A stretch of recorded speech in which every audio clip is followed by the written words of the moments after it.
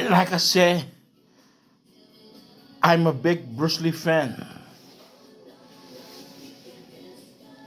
That means I watch all his movies over and over again, and I bought a lot of books.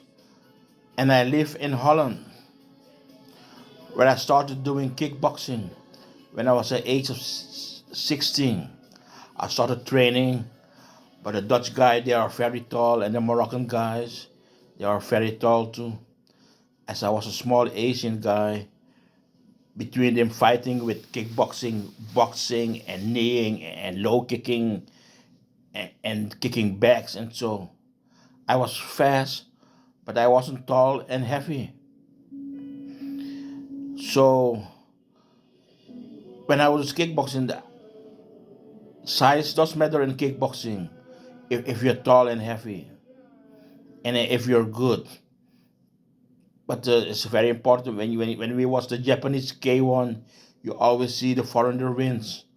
The K1, the Europeans, and always win the K1 because they are much taller than the Japanese fighters, and they are much heavier and much faster and much heavier. So, what made me proud is that Bruce Lee was Asian and he was Chinese. He was the one we always will look up. He's the most famous martial artist in the world. And some people say, yeah, he wouldn't compete in UFC in or MMA like Bess Rutten, the guy from Holland. He had an interview with Shannon Lee. He said Bruce Lee would not win the UFC, but he was a genius in fighting. If you give him the train in the UFC, the way they fight, he could be. But Bruce Lee was interesting in tournaments and fighting UFC. He was more like teaching people how to fight, and he was a genius at martial arts. Like you see, he was something special. He gave Asian guys a very good image, like some of the women say. He is very handsome and very fast, and he's Asian. Is good looking, and for an Asian man, and like this, he married a Caucasian American woman. There are not that many Asian guys who have Caucasian women, and so and all that kind of stuff. We have the Asians guys have to face in America and Europe, that they are not tall, they're not strong. They think the kung fu is gonna beat the big European guys or the tall European guys with the kung fu or the little Chinese hands or so. But what is the point of this Bruce Lee stuff? That Bruce Lee was a Chinese guy, and he was recognized as the most famous or the best martial artist. He was really a prophet in his art, like Bob Marley was in reggae music. Either way, in Holland, he was very famous in the years 70 and 80. Like they were shooting the movie Game of Death, and in the cinema in Holland, everybody started applauding when the movie Game of Death was playing. Everybody was proud. Everybody wants to be like Bruce Lee. Everybody was kung fu fighting and all this kind of stuff.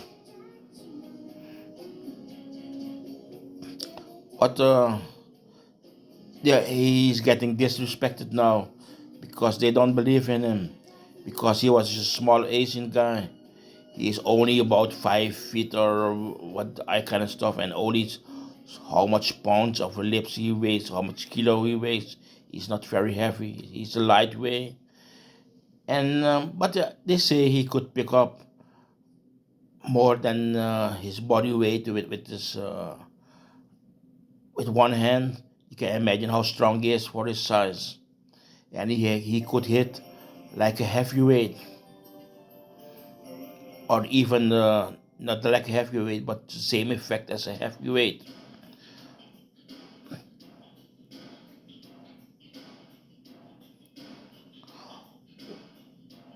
But he is very famous in America. He's got the Bruce Lee on the Hollywood. He got the star or something on the Hollywood Boulevard. He was recognized for his famousness.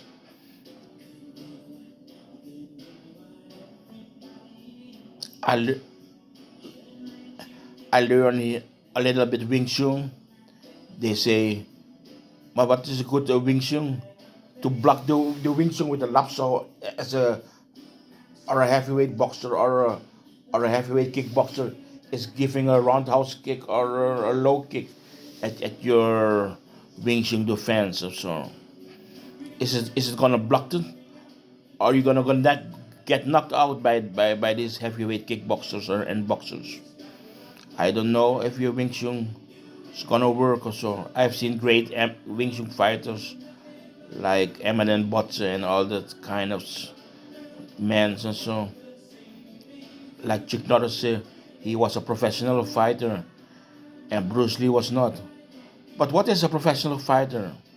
In martial arts, you don't have professionalism. When you start learning martial arts,